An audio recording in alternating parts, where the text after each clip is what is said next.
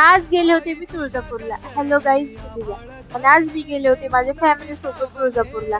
खरंच दर्शन खूप छान झाले. ते तुम्ही पाया पडून घ्या.